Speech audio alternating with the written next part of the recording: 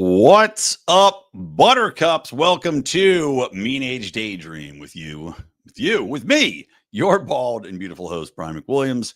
We have a lot of different items to get into today, including an inevitable syntax, which really is just par for the course and plays perfectly into the entire social media monitoring CBDC type China system, which all of the elites and socialists in our governments want. But before we talk about that, let me remind you that we have a Patreon and we have a Locals. If you want to get in and support our show, what we do here, well, you can get on that with patreon.com/Lions of Liberty or lionsofliberty.locals.com.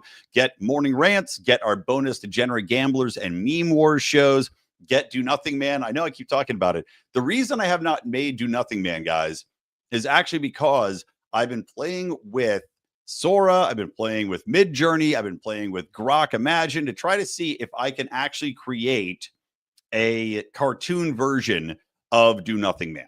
So it's been slowing me down because I'm trying to figure out how to get it together, how to create the character, how to get the exact prompts in place to try to create something like a 5-minute video with the script along with it. So it's tricky, but it's exciting to do because it's something I've wanted to do for a long time. So that's where we're at with Do Nothing Man. It is coming. I'm just trying to figure it out. If I can't do it, I'll just do the audio one. But I mean, it'd be so much fun to actually have a cartoon.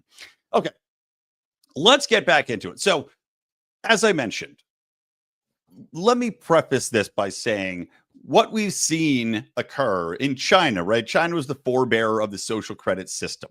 Now, the social credit system in China, your social media is monitored at all times. It is linked to your bank account. It is linked to your travel. It is linked to your passport. And they can essentially shut down what you can and can't do based upon how you have been performing as a, quote, citizen within that society.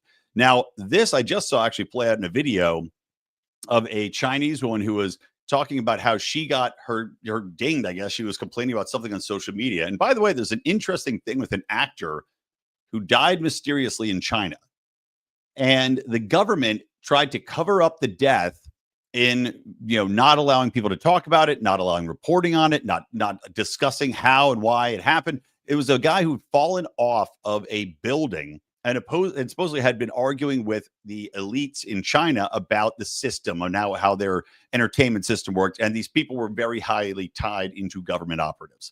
So there's a lot of suspicion around the death of this young actor. But this has now inspired a lot of people to join the Leave the CCP movement, to defy the government, to find, again, ways to get around the government and talk about these things. So it's curious to see. I mean, wouldn't it be something if the death of this actor actually caused the people of China to rise up? But regardless, this woman was telling a story about how she had essentially had her bank account shut off. Her ability to use her cards and bank account to even do things like buy food had been disabled. And she had to have her relatives buy her like a SIM card or not a SIM card, like a prepaid card in order to go and get the basic necessities of life. So that's what we're talking about when we talk about the social credit system. Now, the UK has essentially adopted a version of this. Now, they don't have a full CBDC, a central bank digital currency yet, but they have full authoritarian style gone and started arresting people for posting memes, for doing things like putting British flags up, just psychotic things. I just read a story, by the way, unrelated to the social media, but a woman poured coffee down a drain in the street and was fined 150 pounds because that was considered polluting the environment. I mean, they are psychotic over there. But the inevitable goal is to control what you can and can't spend your money on. And this is also something that King Charles had voiced a few years ago, talking about, we're in a war, on climate. Now, what that means is during war, you're allowed to ration what people can and can't do. You're allowed to control spending. You're allowed to control what people are allowed to spend their money on. That's all tied into this, right? They want to control your ability to live and especially to live freely. So why am I talking about this? Well, Chicago Mayor Brandon Johnson, who is an openly and avowed socialist piece of garbage, has driven that, Chicago, you thought under Lori Lightfoot it couldn't get any worse. Well, it did under Brandon Johnson, excuse me. Worse crime, massive budget defaults. They are so far in debt. I mean, over $1 billion in debt as a city. They have no corporations that want to operate there. You're not getting and drawing in entrepreneurs. You're not drawing in new business. You have exceptional high taxes. You have exceptional high homelessness. You have exceptional high unemployment rates. Why? Because of these terrible socialist practices that somehow the people of Chicago thought would be a great idea after Lori Lightfoot. Well, they FAFO'd. And now there is a call for Brandon Johnson to resign. Instead of doing so, he is suggesting a brand new sin tax. Not sin tax like the language meter or the grammatical correction, but sin tax as in a sinful action that the government wants to tax you on in order to curb your use of it. Now, he's putting this under the context of, well, this will generate $31 million a year to help our crisis response and city-run mental health clinics. Of course, they need them there because there's so much violence, homelessness, drug abuse, drug-related crime, schizophrenia, you name it, they've got it, just like here in Los Angeles. So $31 million a year by taxing social media platforms 50 cents per active user each month after the first 100,000 users. Now, the truth of this is going to come out in the quote I tell you, because he's saying, oh, this is a measure to raise funds for the city. Now, that's on its face nonsense, because you shouldn't just randomly tax industries because you want to fund your own city, largesse. But here's the truth of it. Quote, just like we tax other addictive vices that are bad for our health, like nicotine and tobacco, it is far past time to tax social media companies the same way. So there you have it. Now, this is not only going to have a chilling effect because it's going to try to force more social media companies into charging for their services, right? Which then will drive away users. And as we know, social media is one of the few places where it's an open forum for discussion. I mean, there's some exceptions, of course. They're going to remove you if you post some overtly, child molestation content, or you'll get banned for using, specific key phrases, I believe. I still think if you say the N word on X, they'll axe your account or suspend you.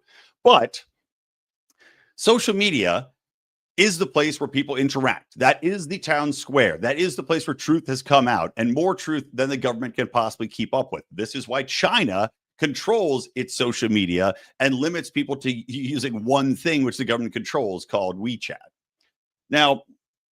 WeChat. So when Brandon Johnson talks about a sin tax on social media, this has two uses. Number one, this is definitely bleeding into the inevitable attempts by these kind of fuckers to get a system, a social credit system in here. Because if they can tax social media because they view it as a sin, something addictive, something evil for society, well, now they're introducing the concept that if they can sin tax this, well, they can do a lot more with it.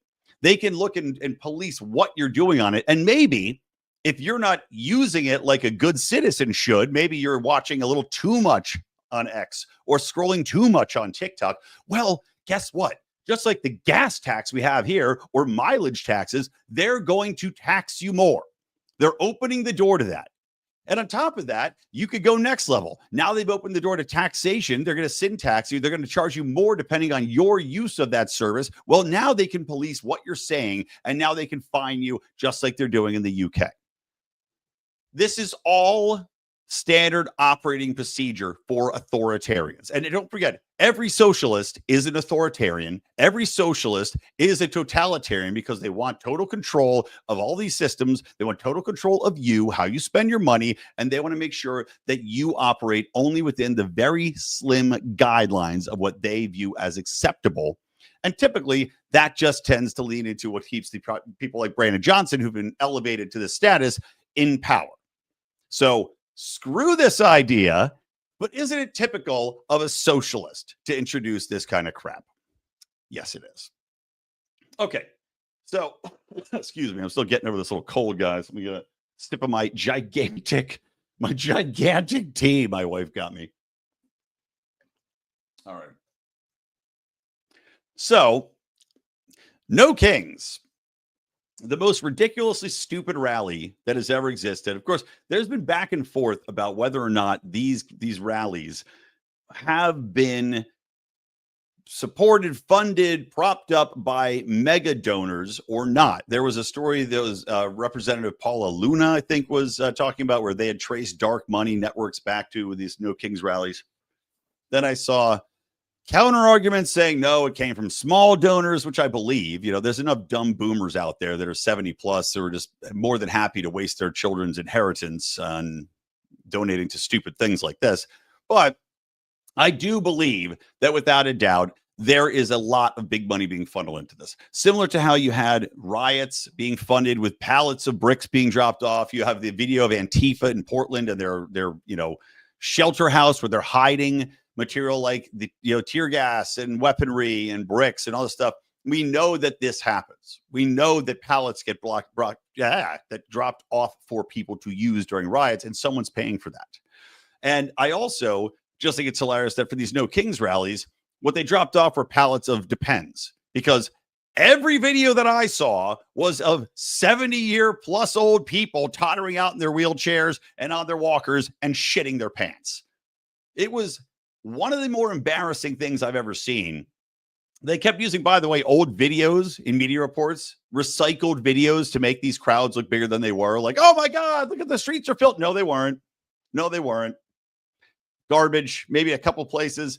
I saw in Boston specifically, they reused a video from like 4 or 5 years ago, the exact same video, just repurposed it to show this quote unquote massive No Kings Day crowd. It's the people that are still buying into this, that think that there's a king, are the exact same doofuses that went along with every COVID lie, that were happy to shut down the government, that were happy to tell you that you should die, that were happy to allow the Biden administration to censor the internet, to censor what was and what's not truth, what scientists were capable of saying. They were more than happy to support California removing doctors' licenses if you didn't go along with the COVID madness and vaccine mandates. These people are the biggest hypocrites on the planet. There are no bigger hypocrites than people that are on the left. And that's just flat out truth. Although, maybe the people that are anti-gay that then go and get blowjobs and bang man whores, those are also very big hypocrites. I'll say that. But the idea that these people truly believe in their hearts that Donald Trump is a king, when they feted Joe Biden and Obama like a king, and when they're looking at these people take executive motions and executive actions that are far beyond the scope of what's permissible. And look, Trump has too. But the precedent has been set. And I've talked about this before, how I hate executive orders. I can't stand them. But I understand the need when you have all of these hundreds of executive orders being handed down that are completely unconstitutional, that are completely anti-freedom, that are completely, against basic common sense in a lot of instances, especially when it comes to trans stuff and gender ideology and education of children and safe spaces for women. I understand the use of executive orders, that you have to try to even that out and claw it back, especially when you've got a coward Congress that won't get it done. But to see these people out there legitimately, crying about no kings, our democracy. Oh my God. I mean, it's all old people who, I swear to God, at this point in time, have their own form of dementia. It's not just Trump dementia syndrome or Trump, what do you call it? I can blank another word. It's not just a Trump derangement. There you go, syndrome. It's a legitimate, these old boomers are fucking losing their minds. And it's not just, there's more than just old boomers. Let me share my screen here. I'm trying something different. I'm using a different monitor, which I think may have been the problem with the slowdown, but who knows? Who knows? Now, this is a video of a No Kings rally, and they've got a giant constitution spread out on the ground, and they are pretending to roll around and be, I guess, ICE agents, but they're lice agents. It's so embarrassing. And again, who's swinging? There's a guy pretending to be Uncle Sam who's eating the lice up. Okay, this one lice guy is clearly a very old man. So these are old ass boomers doing this, by the way. They're wearing bug costumes, wiggling around on the ground, quote unquote, like lice, as Uncle Sam whacks them. And they're all so old. The guy getting off the ground is so old he can barely stand up without breaking a hip. There's a lady in a Statue of Liberty garb going around pretending to spray them with bug spray. These are the people that are out at the No Kings rallies. These are the people that we're supposed to believe are rational, that understand what ramifications executive orders might have, what what impact immigration policy may have. These are supposed to be the quote unquote rational people who believe in science. And this is the kind of retarded shit that they pull out whenever they get an opportunity. I mean, the fact that people took a day off, because I think it was on a weekday, wasn't it? Pretty sure it was on a weekday. Take off work to go do this. Well, who took off work? Nobody, because it was all retired boomers that showed up at these things. But the fact that these people just can't wait to get out there. They make their signs. They make their costumes. They have said, let's get together and make this giant constitution. We'll pretend to be lice. What a great idea, Sally. Oh, God, I can't wait to pop my Viagra later and give you a good one. Or probably Cialis, right? Is that the one for old people to bone? These ice lice people must have had the biggest Cialis-funded, Cialis-fueled orgy, ripping off Depends with their teeth to get at each other's old wrinkled genitals that you've ever seen. And they're thinking, my God, we did it. We stuck it to Trump. Meanwhile, 75% of America only would know that these rallies are going on because the mainstream left media wants you to know. Otherwise, they don't know. They don't care. It didn't disrupt anything in your city. These people are in such a minority, and they're only being amplified because of the remnant skeleton of the corporate press that still exists. And that's being torn down. As you know, CBS just hired Barry Weiss. And while she is definitely not anyone I consider a true conservative or libertarian even, she's at least somebody that is so, a little bit based, slightly. She's left of center, let's say. So ideally, she'll claw some of this madness back. Okay, so there's that. Next thing, a British university. Let me go to this real quick. A British university. It is the University of Nottingham, like where the sheriff of Nottingham is from, presumably. The University of Nottingham is now offering a course titled Decolonizing Tolkien, which I would argue very lazily, because this has been an argument that's been floated around for decades by grifters, that Tolkien wrote the orcs in Lord of the Rings specifically to represent people of color. Yes, that's right. The class led by Dr. Onyeka Nubia, doesn't sound like somebody who'd have an interest in this, does it? Onyeka Nubia argues that the dark-skinned monsters are the so-called, quote, Eastern races of Middle-earth and are examples of anti-African antipathy and ethnic chauvinism. Now, specifically, Tolkien has said, my books are not written to represent anything in this world. He has said that. He's like, there's no allegories here. There's no juxtapositions here. If anybody voices that, they're full of it. Ignore them, right? So he's flat out said this. Let's also not forget that anything that the fact that these people think that the orcs were written to represent black people means that orcs would always have represented black people, right? Okay, well, because that's what we're doing. It's chauvinism. It's white privilege. No, you fucking idiots. No. The orcs were written within a time eternal, by the way, going back to anything representing a fear in the night and another culture that's going to come in and be assaulting or attacking you. It doesn't even mean or represent a specific people. It's kind of like the boogeyman, the Babadook. It's just something in the dark. It's something unknown that's going to come in and threaten your way of life. And you have to fight it against, or you have to fight against it. This shouldn't be a difficult concept to understand. I mean, the Empire, okay, there's somebody that's going to come in. Darth Vader's going to come in and he's going to kick your ass. That's what these things are. They are the bumps in the night. And for this fucking moron to say, well, these are created to be black people, ignores the fact that when these things were created, when the original concept for orcs were thought up, and ogres and witches and dragons and wizards, you didn't fucking have black people around you.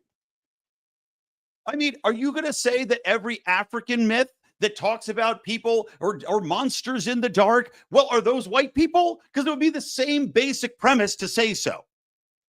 Of course he wouldn't say that. Why? Because it would be stupid. But no, we're supposed to say this is clearly racism. And now all these students who have to accept this, right? If you take this class, you have to accept this premise. You're not allowed to argue against it. All these students are being forced to accept this premise that an entire generation that's going to this university is now being exposed to this claptrap garbage.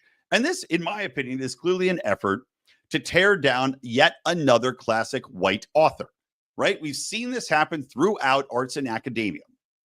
Academia removes all of these predominant white authors from the teaching curriculum. People that wrote amazing books. I mean, you can't read Catcher in the Rye anymore. That's gone. They're removing Shakespeare. They're removing like all sorts of white writers. They're taking them out. Mark Twain. Remove them from the curriculum. Oh, we can't just be teaching. That's a weight pitcher. So let's replace it with all these, minority and ethnic writers instead, with books that maybe are good, maybe you're dog shit. I don't really know. But the premise exists. I mean, look at I think it was the British Museum of Art had a white curator who said, he goes along with this. He's like, okay, yeah, we'll diversity up some of these paintings. He goes, but why? What are we doing? We're taking down masterpieces and we're not bringing in any other white artists. And they fired him for voicing what is a completely rational take. You don't just stop bringing in white people. You don't just stop bringing in white artists. You don't just cease acknowledging any white accomplishments just because you want to get more diversity there. You can have both. You can do it both ways, guys. But that's not how these people think. It is an aggressive cancel tactic. Like, they want to eliminate and obliterate white history. That is what this is about. Make no bones about it. That's what this is about. Trying to get Tolkien's writings labeled as racist so they are eliminated from the cultural lexicon. That's the start and the end of it. Because, like I said, this dumbass argument falls apart basis right away. When you look at the historical context, all of it falls apart. And to say that somehow Tolkien, just Tolkien specifically, was saying that the orcs are black people or the African nations, the dark continent. Where's your proof? I've read those books. There's nothing in there that would possibly remotely be related to that. And of course, you've got asshole woke companies like Wizards of the Coast and Dungeons and Dragons that are also rewriting the orcs. Oh, the orcs are nice now. Look, they're nice and peaceful. They've got children. They're having a wonderful time. No, they're fucking a violent race. It doesn't mean that they're black people. You can have your black people along the other humans. You can have your black people among the other elves. You can have them be part of the good races. The orcs are evil. They are violent. Now, we can have a conversation about whether or not the morality changes based on your needs and your cultures, and whether or not the orcs are perfectly moral within their value system or intelligence level where they are built to hunt and kill. And that's what orcs do. Is that moral if you're built to hunt and kill? Well, probably is moral within that context. But it doesn't mean that you're not still a threat to the other races that exist there. To pretend otherwise would be stupid. Just as stupid as trying to say that Tolkien is racist. All right. Next on the list. Oh, I'm running out of breath here. My poor little sick lungs. Okay, another one I want to talk about quick to wrap the show up is that, and this is crazy. I haven't seen this in my bank yet. Maybe you have. But again, tying into your social credit system is that an account called Real Carl Vernon says that he's now noticed his bank is giving him his estimated carbon footprint. Now that is some fucking shit. Let me share this real quick. We'll share the screen so you can see what I'm talking about. Now, if you're not looking live here, what we're looking at is here is the bank statement. It says my footprint, and it's breaking it down. This guy's estimated carbon footprint is 2,215 kilograms of CO2. And Roy, he really CO2'd it up in September, and it breaks it down by bills, right? Your electricity bill, your eating out bill, your shopping bill, your transport bill.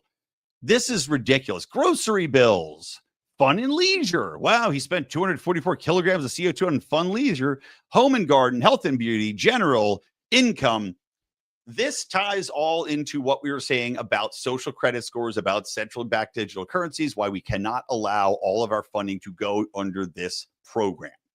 Because these fuckers now are introducing what is essentially going to become your sin tax again. What's your sin tax? Well, you're abusing the climate. We can't allow you to abuse the climate. We're going to have to tax you in order to buy nonsense. And by the way, 90% scam climate credits. And by the way, how do I know it's a scam? Well, they were the Australian government was scamming people with climate credit nonsense. So you will now have your bank, add up all of your carbon that you're wasting, right? And then they're going to say, okay, here's your arbitrary limit.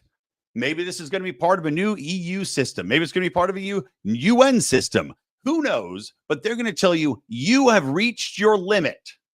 We are going to turn off your ability to buy half of these categories. You're not going to be able to eat out.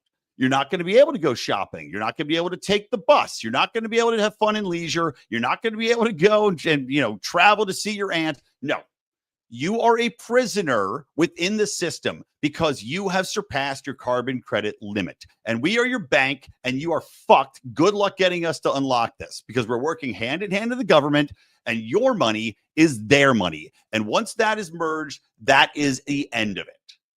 You will be controlled. You will be rationed. You will be living in your 15-minute city, and you will be fucked without violent revolution. That is the path that we're on here.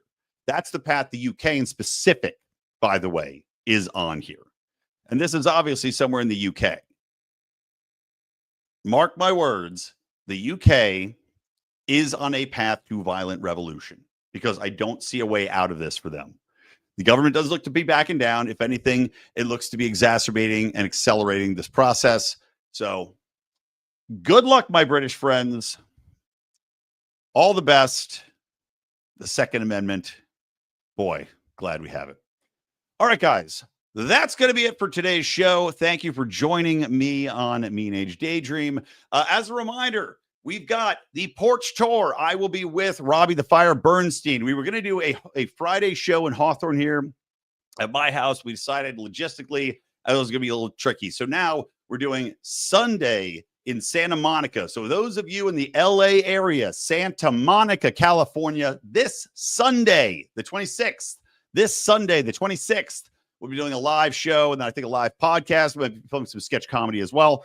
And we're also going to be on the 25th, Saturday, in Aguanga, which is out, I think, towards San Diego or maybe Temecula. I don't know. Just look up Aguanga. But it's an awesome show. Fast Hard Mart's going to be there with us. Fantastic. Hope to see you guys out there slanging some stand-up and some sketch comedy. All right, that's it from me, Brian McWilliams from the Lions of Liberty Network and Mean Age Daydream. Keep those electric eyes on me, babe. Keep that ray gun to my head. Hopefully, I will see you this weekend. Peace. End stream.